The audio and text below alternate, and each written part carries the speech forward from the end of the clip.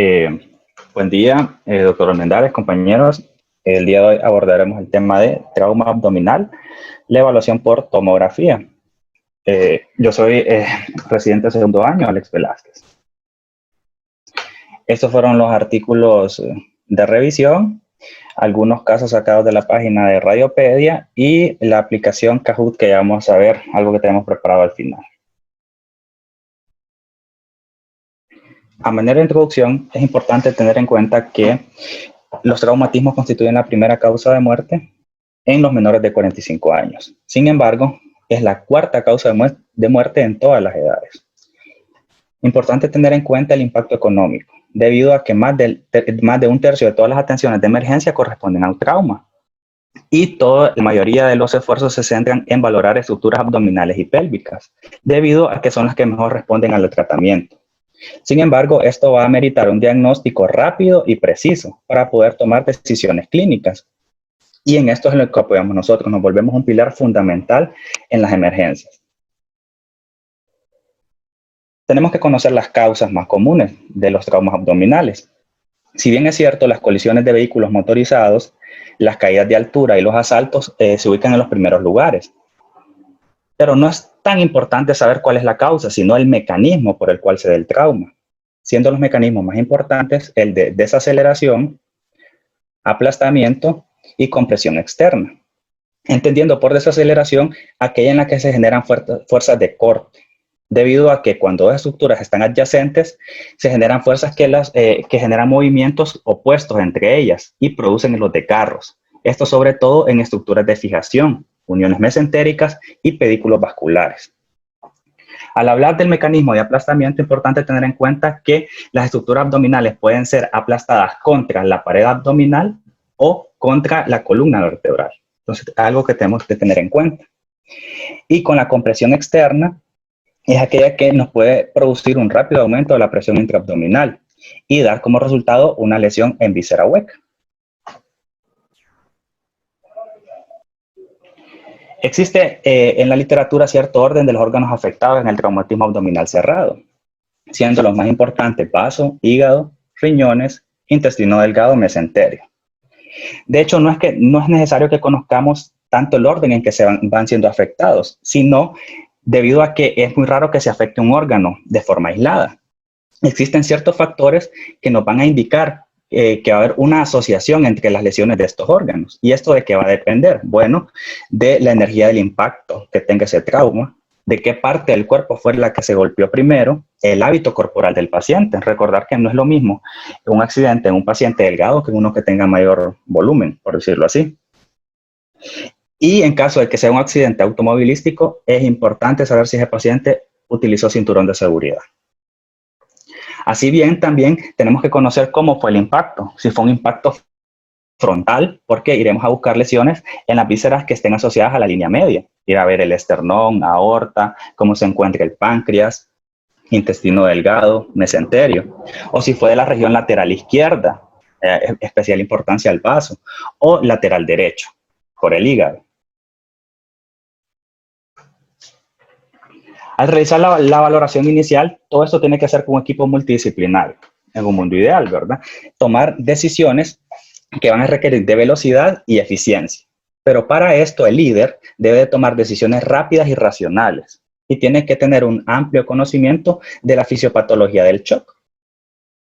Así bien, pues si nos llega a la emergencia a un paciente que tiene un trauma múltiple, entonces la persona a cargo tiene que ordenar las ideas y saber que lo primero que hay que hacer es detectar las lesiones que sean potencialmente mortales, pero tratables.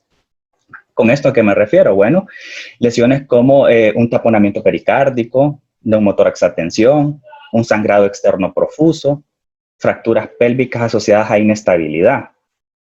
Si bien es cierto, la premisa que debemos de conocer es que la mayoría de personas que estén hemodinámicamente inestables, que tengan algún tipo de hemorragia abdominal, los tienen que ir a explorar con la parotomía. También aquel tipo de pacientes a los que se les pide un ultrasonido FAS como valoración inicial y el FAS está asociado con hemoperitoneo, entonces también se tiene que explorar. Pero, sin embargo, no toda lesión que sea clínicamente importante se va a asociar con hemoperitoneo masivo. Entonces es aquí donde la tomografía se vuelve importante, debido a que en los últimos años incluso se ha puesto por delante del lavado peritoneal diagnóstico, que era el de elección en traumatismos abdominales. Incluso también se pone por delante de la valoración clínica inicial en aquellos pacientes que tienen intoxicación por drogas o que tienen alteración del estado mental. Y si la tomografía se vuelve importante, el radiólogo también se vuelve pilar fundamental. Otra cosa que hay que tener en cuenta es que en los países de primer mundo existen centros especializados de trauma, en los que hay tomógrafos específicos, equipos multidisciplinarios, y ahí hacen de rutina el body scan o los pan scan, debido a que esos pacientes politraumatizados deben de determinar la gravedad de las lesiones que tienen y el orden en que los van a tratar para poder saber. Así bien, pues, luego de esta pequeña introducción, si vamos a valorar por tomografía, tenemos que conocer qué parámetros técnicos son los que tenemos que tener en cuenta. En primer lugar, un uso adecuado del medio de contraste. La adquisición apropiada de las fases y saber qué fases son las que se van a adquirir. La dosis de radiación utilizada, teniendo en cuenta siempre los criterios ALARA, saber de que debe ser la mínima radiación, pero que sea necesaria para que el estudio sea diagnóstico, para que la calidad del estudio no se vea afectada. Y también debemos de aprovechar al máximo las reconstrucciones multiplanares y métodos de postprocesamiento. Todo esto para poder brindar un diagnóstico preciso y eficaz. Dicho todo esto, el método ideal tomográfico va a ser aquel que nos permita maximizar la detección de lesiones, aunados con un mínimo riesgo de radiación para el paciente. Existen varios enfoques. Dentro de ellos, el primero es la tomografía de bolo único.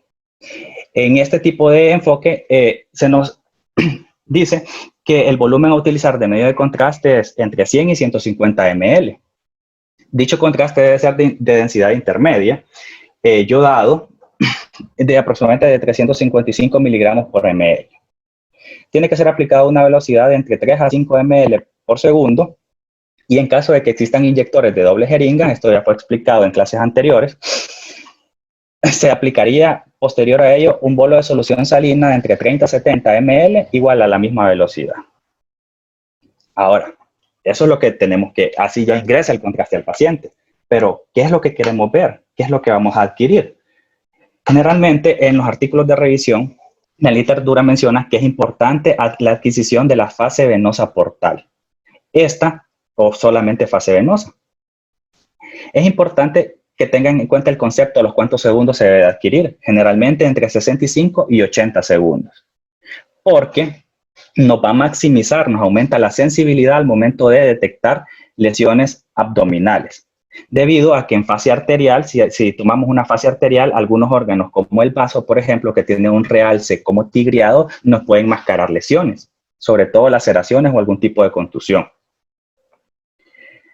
Así bien, pues, si determinamos, lo ideal es hacer la fase venosa portal y que el médico encargado del estudio tiene que estar ahí en la estación, porque al encontrar una alteración en esa fase venosa, lo ideal es hacer una fase retrasada, que sería entre los 5 y los 10 minutos. ¿Cuál es la importancia de la fase retrasada? Bueno, que nos va a permitir detectar lesiones, sobre todo la caracterización de las lesiones del tracto urinario. Pero no únicamente esto, sino que también nos ayuda a caracterizar lesiones a órganos sólidos que involucren la vasculatura. Ya vamos a ver este concepto más adelante. Tenemos que tener en cuenta que esa indicación de la fase retrasada serían aquellos pacientes politraumatizados o en los que tengan algún tipo de alteración en la fase venosa portal. Ahora bien, ¿qué hacemos con la fase arterial? Saber que la fase arterial se toma entre los 25 y 30 segundos, y si bien es cierto, aún en los países del primer mundo no existe un uso generalizado del mismo, se reserva únicamente para cuando existe una gran sospecha de una lesión vascular en vasos principales o en un órgano sólido. Por último, una vez que valoramos la tomografía y hay una alta sospecha de una lesión vesical, sobre todo si está asociada a fracturas del anillo pélvico, entonces se hace una cistografía por tomografía. Esto se refiere a que se debe aplicar aproximadamente 400 ml, de los cuales 300 ml van a ser 360 van a ser solución salina y 40 va a ser contraste. Se aplica a la vejiga a través de una sonda Foley y para minimizar el grado de radiación se toma junto con la fase retardada. Ahora bien, también se nos presenta la tomografía de bolo dividido, en la cual nos indica que debemos de separar dos bolos de contraste, uno para la fase venosa y otro para la fase arterial. Y haremos una fase combinada, en la cual primero se introducen 70 ml en medio de contraste a 4 ml por segundo.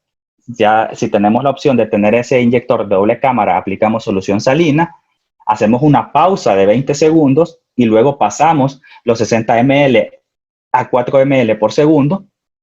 Luego se pasa la solución salina, todo esto con inyectores de doble cámara, ¿verdad? Y posteriormente se hace una sola adquisición. Este tipo de enfoque va de la mano con el concepto de disminuir la dosis de radiación al paciente, porque hay que tener en cuenta que son pacientes generalmente jóvenes a los cuales se les van a estar haciendo controles. Como comenté anteriormente, la importancia de la fase venosa es que permite maximizar la detección de lesiones, sobre todo en órganos como el hígado y en el vaso. Este es un ejemplo del hígado, es el mismo paciente valorado en fase arterial y en fase venosa, y vemos cómo es más evidente estas estructuras lineales hipodensas, ramificadas, que son compatibles con laceraciones hepáticas. Entonces ustedes se preguntarán, pero si solo adquirimos una fase venosa, ¿cómo voy a saber que el sangrado es arterial?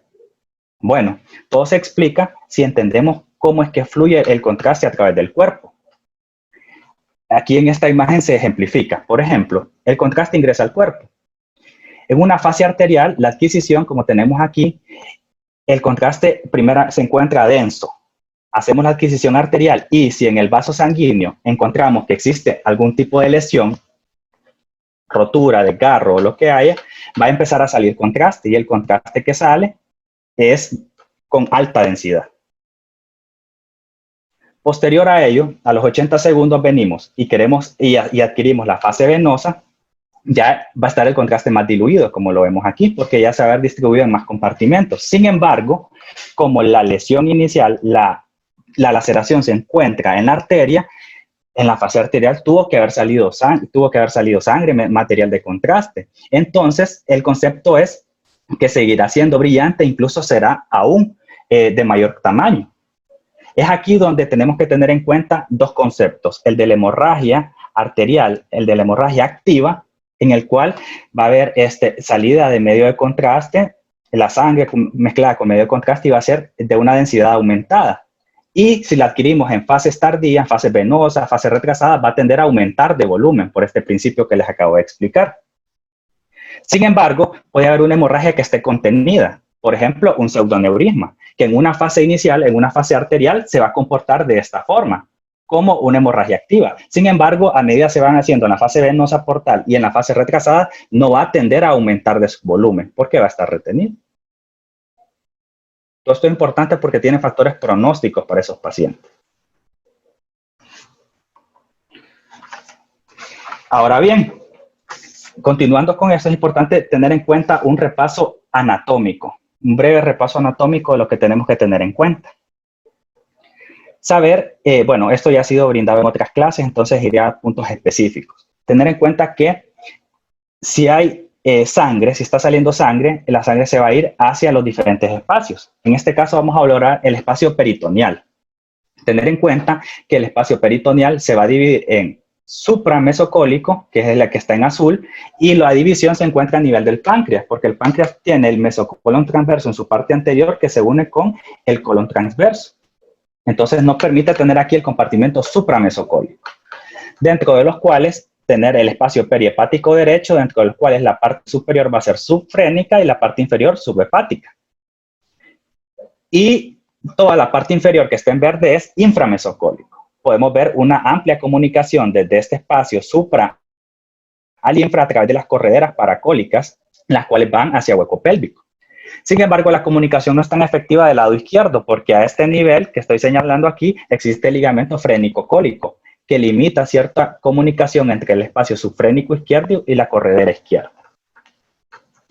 Algo que es muy, pero muy importante es que en aquellos pacientes en lo que exista hemoperitoneo va a haber comunicación, ¿verdad? Paso hacia hueco pélvico. Sin embargo, cuando las lesiones son a nivel de mesenterio, Si bien es cierto, puede haber cierto líquido asociado con el peritoneo por las asas intestinales, pero la grasa mesentérica no se ve afectada, porque esa sangre no la va a disecar. Entonces, si vemos sangre o algo sugestivo de un hematoma en mesenterio, es porque la patología es propia del mesenterio, no porque viene de otro lado.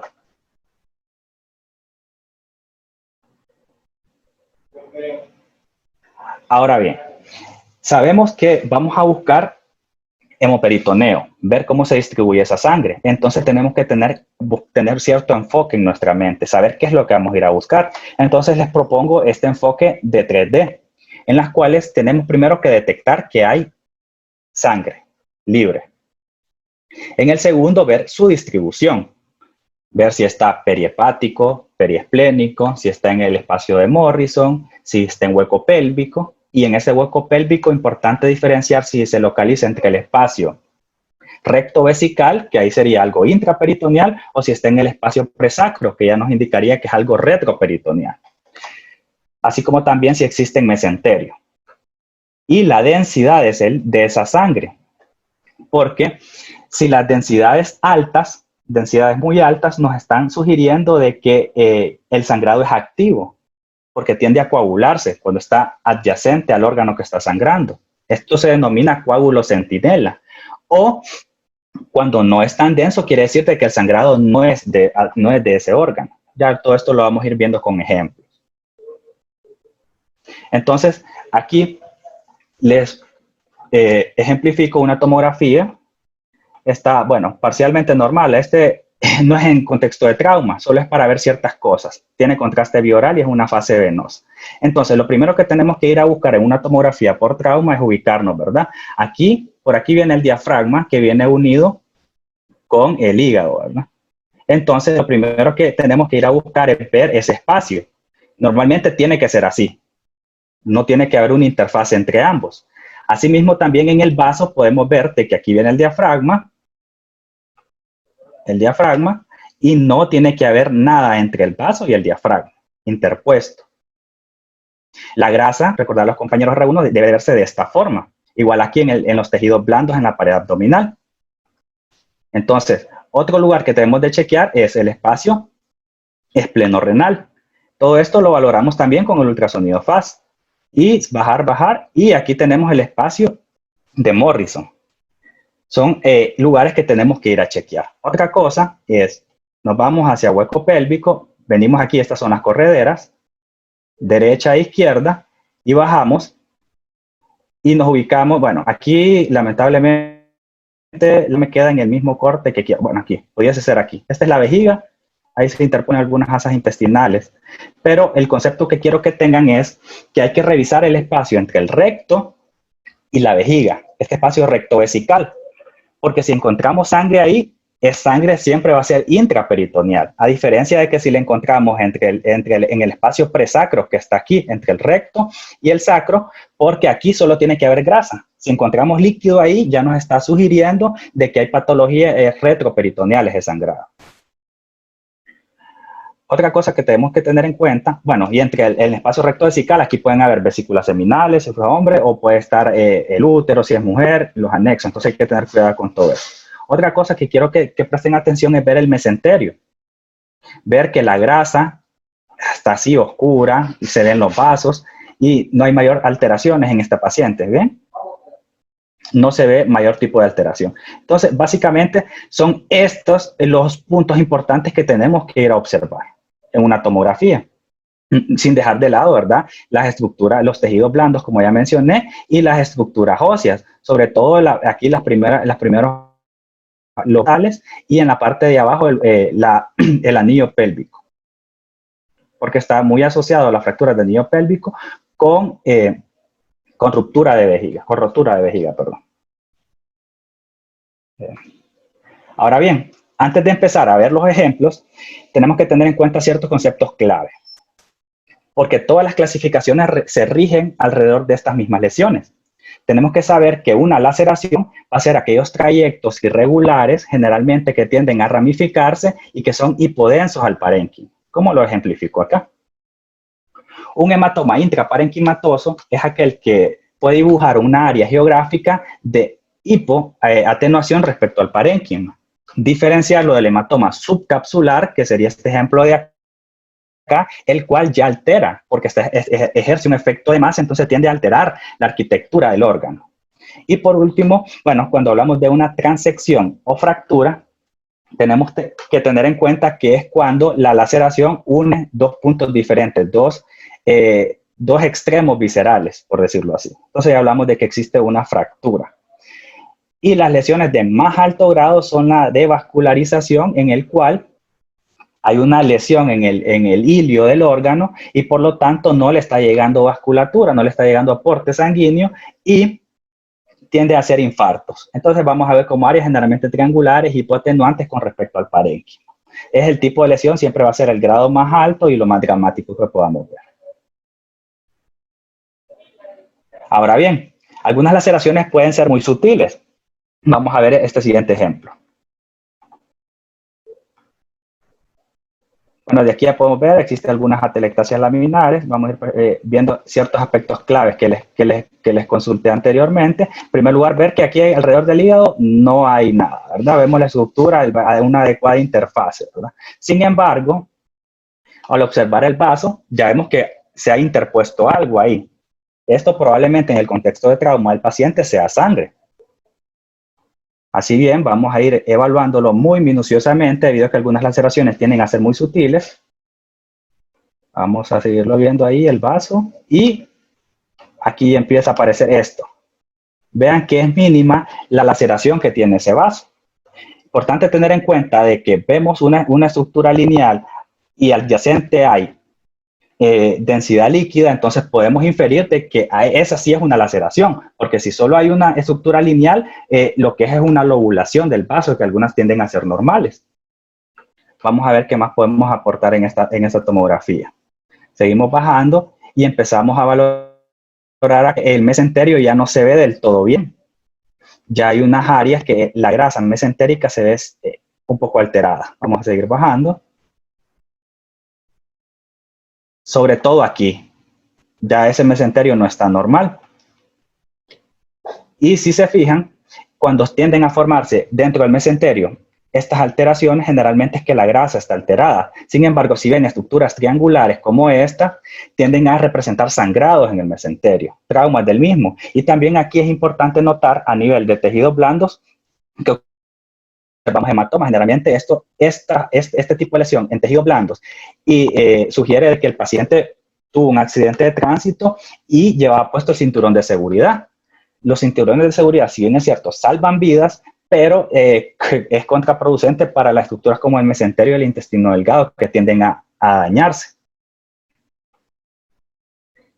Entonces vamos a seguir bajando a ver qué más encontramos. Aquí vemos las correderas.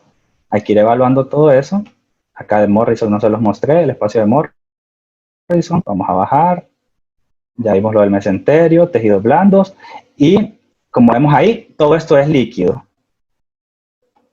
Esto que vemos aquí es líquido, que no es normal. Entonces hay un hemoperitoneo asociado a todo. Y está dentro del espacio peritoneal, obviamente.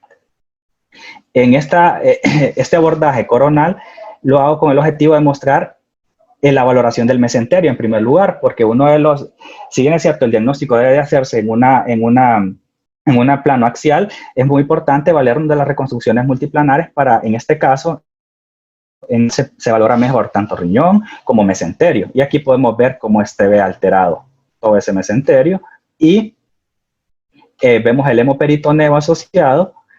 Y también acá lo que les iba a ejemplificar es el vaso, la lesión que es muy sutil, la laceración esplénica, perdón, que es muy sutil. Entonces, una vez, con respecto al vaso, la literatura plantea que el manejo que se tiene que dar con respecto al trauma es un manejo generalmente no quirúrgico, es lo que plantea. Tratar de salvar siempre el vaso. En casos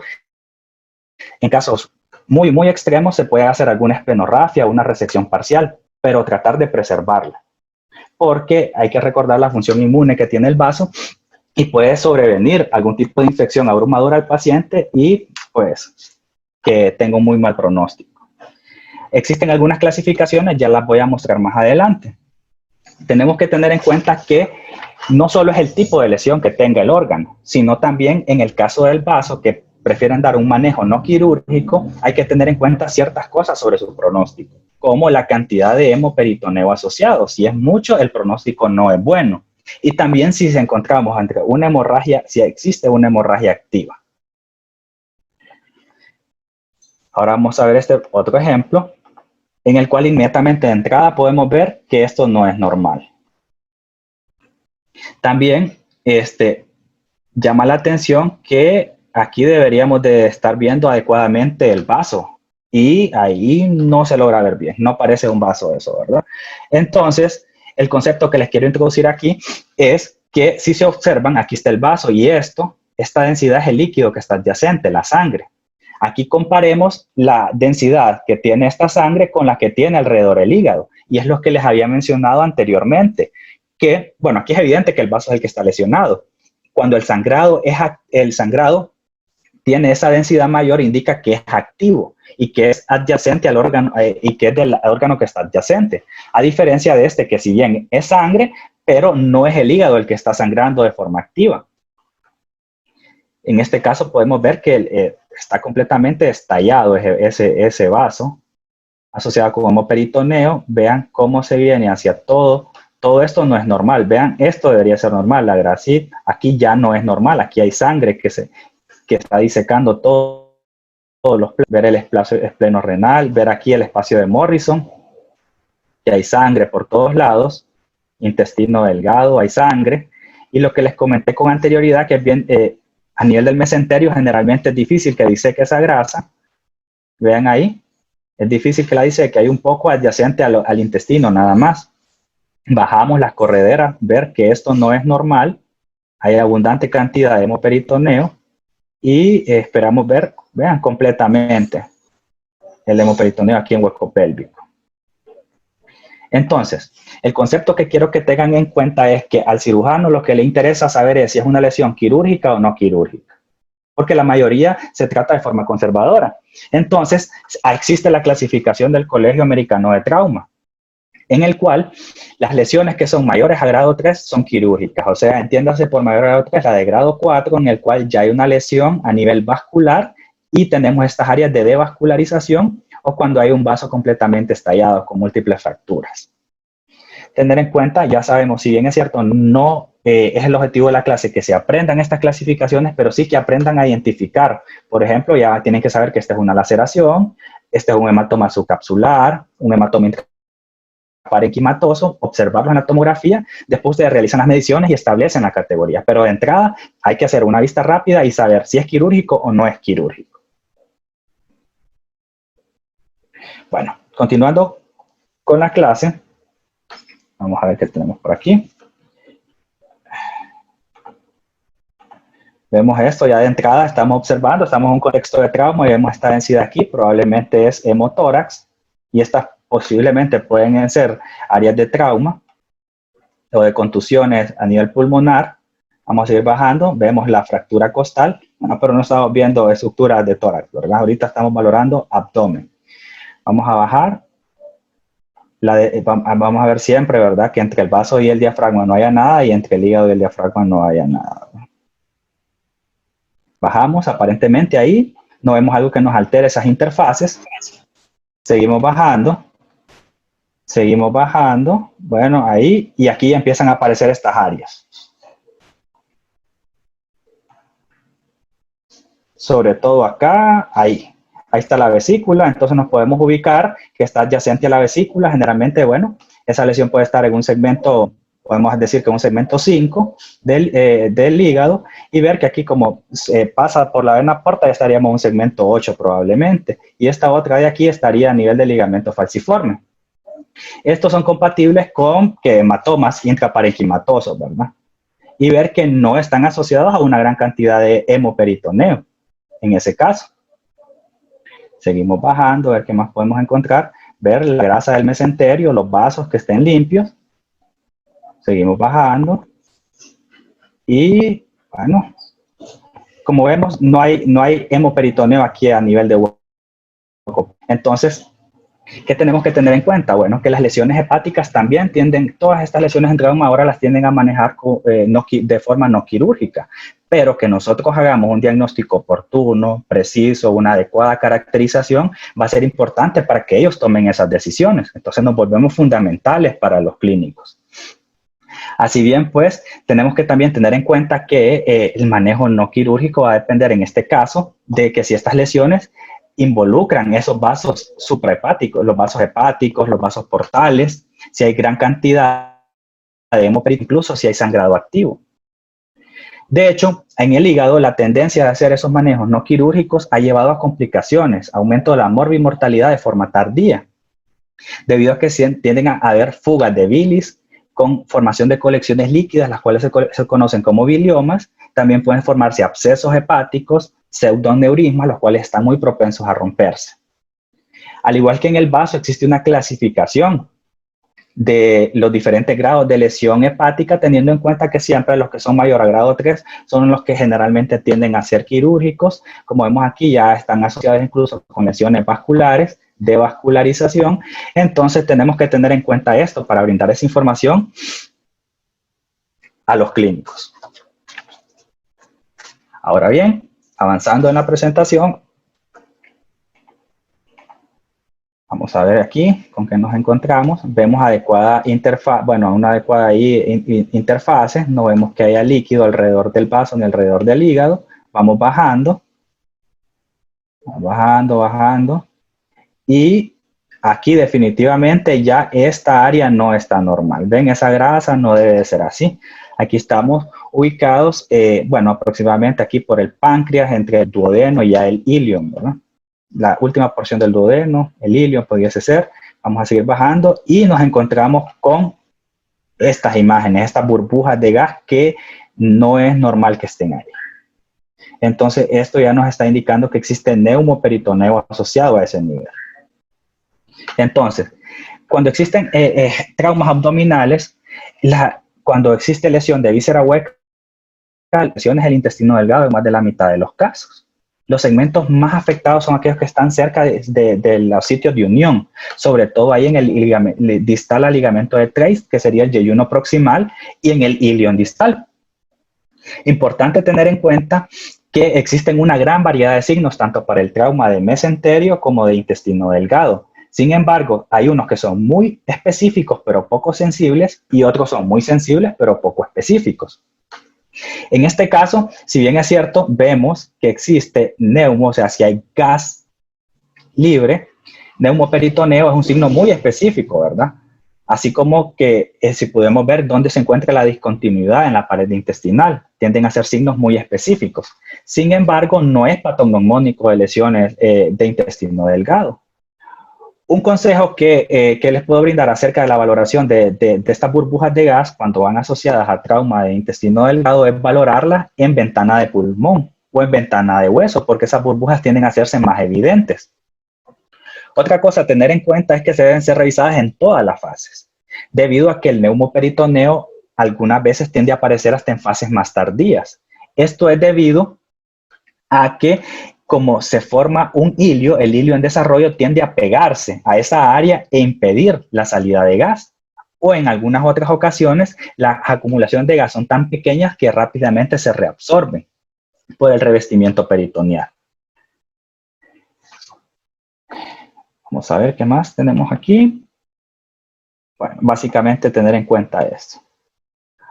Otra cosa también, estos son los signos específicos. Hay unos signos que son más sensibles como el engrosamiento focal de la pared intestinal o un realce anormal focal. Ojo con eso porque tiene que ser focal, porque si vemos que el intestino, todo el intestino está engrosado de forma difusa, eso ya cabe dentro de la valoración del complejo de hipoperfusión y del choque intestinal o el intestino chocado, que lo vamos a ver más adelante. Bueno, a este paciente se le realizó, bueno, estos son los hallazgos a nivel operatorio y estaba ahí la lesión a nivel del ligamento de Treitz y fue reparado exitosamente.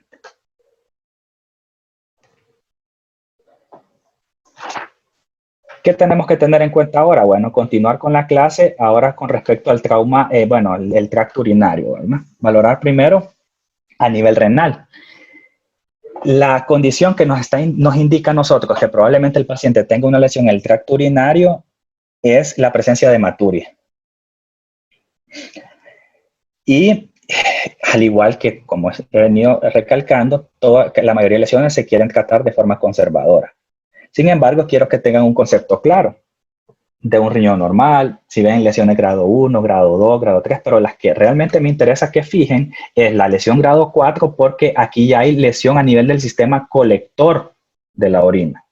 Y en la lesión grado 5, hay ya, además de que se puede ir el sistema colector, también se van los vasos sanguíneos. Ya esta puede asociarse con hemorragia activa, incluso se pueden llegar a formar trombos en ese sitio, trombos agudos. Entonces, estas ya ocupan de intervención terapéutica. Estas lesiones en el sistema colector son de especial importancia, sobre todo porque si vemos líquido a nivel, a nivel perirrenal, en una fase portal probablemente sea un urinoma.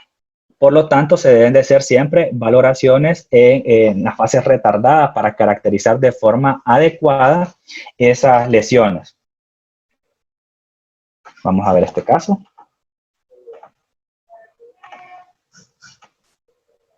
Aquí vemos, bueno, el hígado, adecuada interfase, lo que he venido diciendo. El vaso también parece que hay una adecuada interfase.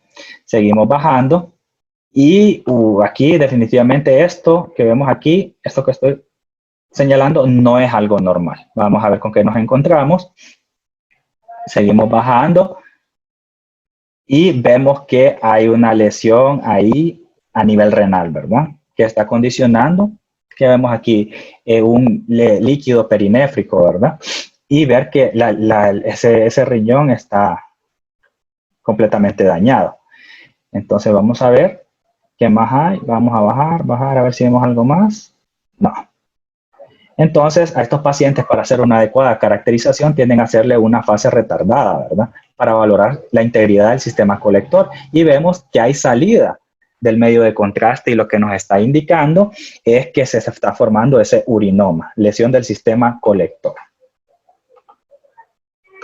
Entonces, por lo tanto, sería una lesión grado 4, ¿verdad? Ahora bien, aquí tenemos este otro caso. Perdón. Vamos a ver cuál estaba en este.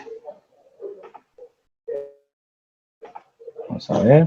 Vamos a bajar. Bajamos, adecuada interfaz en el hígado, a nivel del vaso, la grasa. Y aquí empezamos a ver esta área. Aquí empezamos a ver que esto no es normal. Tampoco esto es normal, ¿verdad? Sin embargo, lo que quiero que vean es cómo se ve ese vaso, que pareciera que hubiera algún tipo de lesión vascular por la forma en cómo está dispuesta esa lesión, pero no podemos caracterizar de forma adecuada, no podemos saber, miren ahí, pareciera que hubiera algún grado de vascularización. Sin embargo, esto no, tenemos que caracterizarlo de forma adecuada, ver si esta sangre que hay aquí también hay orina, ¿verdad? O sea, a nivel del sistema colector. Entonces tiende a hacerse la fase retardada, perdón. Y vamos a ver, miramos que no hay salida de material de contraste, por lo tanto no hay lesión del sistema vascular. Sin embargo, sí existe lesión a nivel del ilio y probablemente exista una devascularización a nivel renal. Entonces esta lesión igual es algo quirúrgico que tienen que valorar los urólogos. Otra cosa a tener en cuenta es la rotura vesical. Sobre todo en aquellos pacientes, como ya comenté anteriormente, que tienen fractura del anillo pélvico. Otro concepto que quiero que tengan es que cuando hay una fractura del anillo pélvico, como es un anillo, va a ser muy difícil que solo haya una fractura en un solo lado. O sea, si ven en la rama inferior del pubis, entonces tienen que ir a ver allá en la parte posterior al sacro, que no existe otro tipo de fractura, porque es prácticamente imposible que solo se rompa de un lado. Entonces vamos a ver. Y al final lo que el urólogo quiere saber es si la rotura es intraperitoneal o extraperitoneal. Porque las extraperitoneales corresponden hasta en un 80-90% de los casos y el manejo es conservador.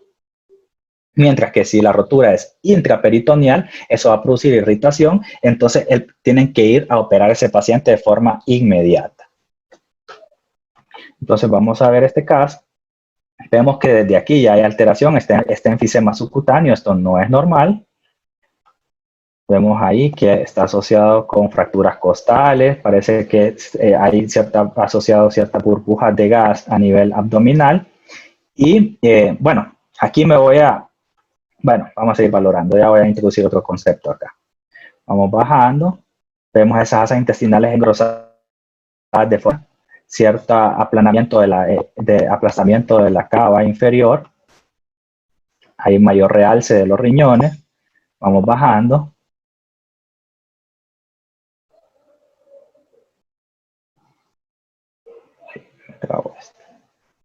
Ahí. Vamos viendo que aquí ya estas alteraciones no son normales. Vamos bajando y probablemente cuando esté esta alteración a nivel del tejido blando, probablemente haya una alteración a nivel óseo. Y es lo que vamos a ver acá, que existen fracturas a nivel del anillo pélvico, ¿verdad? Y si hay fracturas del anillo pélvico, tenemos que ir a ver la vejiga. Entonces vamos a ver la vejiga, vamos bajando. Y aquí nos encontramos con la vejiga. Generalmente, ¿cómo podemos sospechar una lesión de la vejiga? Bueno, tienden a ser engrosamientos focales. Vamos a ver si aquí, probablemente aquí existe una lesión vesical, pero la forma adecuada de caracterizarlo, aprovechando que se está haciendo la tomografía, es hacer una cistografía por tomografía, ¿verdad? Como había comentado antes, aplicar 40 ml de medio de contraste en 360 o hasta 460 de solución salina. Ojo con la forma de diluirlo, porque si no les va a crear un artefacto, ¿verdad? Para ver si hay rotura, cómo se va a distribuir Y vemos que desde aquí ya estamos viendo que hay distribución hacia el espacio intraperitoneal, ¿no? Todo este contraste que vemos ahí. Vamos bajando, vemos y ya vamos viendo acá la salida de ese medio de contraste y ahí está. Entonces, podemos decir de que es una rotura vesical intraperitoneal, porque vemos en el espacio presacro, que no hay líquido ahí, por lo tanto no es retroperitoneal. Recordar, si lo vemos aquí retro, si lo vemos acá o para arriba es intra. Y también hay otra variante que también es que se denomina extraperitoneal, que es cuando se va hacia la parte de enfrente de la vejiga. Y sé que incluso a nivel de la fascia transversalis, que es otra cosa que tenemos que tomar en cuenta. Bueno, retomando esta tomografía, quiero que tengan en cuenta algo que se denomina complejo de hipoperfusión, que ya Edgar había introducido ese concepto el día de ayer, en el cual mencionaba que en el contexto del trauma, cuando el paciente está hipoperfundido, la vena cava, tenemos nuestros compañeros R3, son especialistas en medición de la vena cava, tiende a estar un poco colapsada, ¿verdad? Tiende a colapsarse, hay disminución del tamaño de la arteria aorta, y también es importante ver que hay un engrosamiento difuso de todas las asas intestinales. Recordar, engrosamiento focal, sospechamos lesión. Si es difuso, es probable de que esté dentro de este concepto, perdón, de complejo de hipoperfusión. Y también es importante ver cómo está el realce de los riñones, que va a estar algo aumentado. Incluso las suprarrenales tienden a aumentar, pero aquí, vamos a ver, ahí están, bueno, no están aumentadas el realce. Eso, básicamente, con respecto a esta diapositiva. Ajá. Bueno, avanzando con la presentación, tenemos el trauma de páncreas. Aquí lo importante a tener en cuenta es que el páncreas, sobre todo hay lesiones cuando son el trauma es a nivel del abdomen medio superior. Aquellos pacientes que andan, bueno, con manubrios de bicicleta, o otro concepto que debemos de manejar es que el páncreas en las primeras 12 horas posterior al trauma incluso puede ser normal. Lo único que pueden haber ciertos signos sutiles como alteración de la grasa peripancreática o engrosamiento de la fascia renal anterior o de gerota del lado izquierdo. Son ciertos signos indirectos. Tiende a lesionarse con mayor frecuencia a nivel del cuello y del cuerpo. Se fijan, ¿verdad? Cuello y cuerpo. Perdón. Y lo que tenemos que tener en cuenta y prestar atención es que el conducto pancreático principal se encuentre íntegro. Debido a que si hay alteración del mismo, nos va a tender a formar un pancreatitis con formación de pseudoquistes. Entonces, puede formar abscesos, fistulizar, entre otros, ¿verdad? Tenemos que, bueno, valorar los diferentes grados. Aquí el grado que hay que tener muy en cuenta es el grado 3, porque un grado 3 me está diciendo de que aparte de que puede asociarse con una fractura distal, pero a nivel del cuello aquí, cuello y cuerpo, hay una lesión en el parénquima que también me daña el conducto pancreático principal.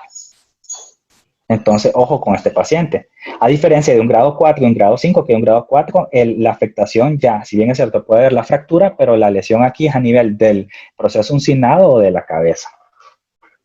Entonces, ojo con los grados 3. Vamos a ver en esta tomografía que observamos. Vamos a ver una adecuada interfase. Seguimos bajando. La grasa se ve bien. Aquí ya esto no parece normal. Vamos a ver qué más encontramos por ahí. Alteración de la grasa y ahí. Aquí podemos ver de que existe esta fractura a nivel del cuerpo del páncreas, ¿verdad? Y bueno, la alteración de la grasa peripancreática nada más. No se ve mayor cosa. Únicamente eso. Ahora vamos a ver esta otra que más miramos por acá. Este es otro caso. Y en este caso quiero que presten especial atención a ciertas, por ejemplo, estas cuestiones que vienen apareciendo por acá. Si bien es cierto, aquí pareciera que hay una lesión a nivel del vaso también, lesiones a nivel de vaso, pero lo que me llama la atención aquí es ver que estas áreas no son normales, porque si se fijan no las hemos visto en las otras tomografías, ¿verdad? Entonces ver esto, la comunicación que hay, si ven ese pedículo, eso está indicando de que hubo una lesión que comprometió el conducto pancreático principal y posterior a ello, este paciente tal vez pudo haber hecho una pancreatitis y esto ya es la formación de pseudoquistes. Aquí han pasado aproximadamente 6 semanas después de la lesión. Y bueno, eso es todo lo que le tenía preparado con respecto a la charla. No sé si tienen algún comentario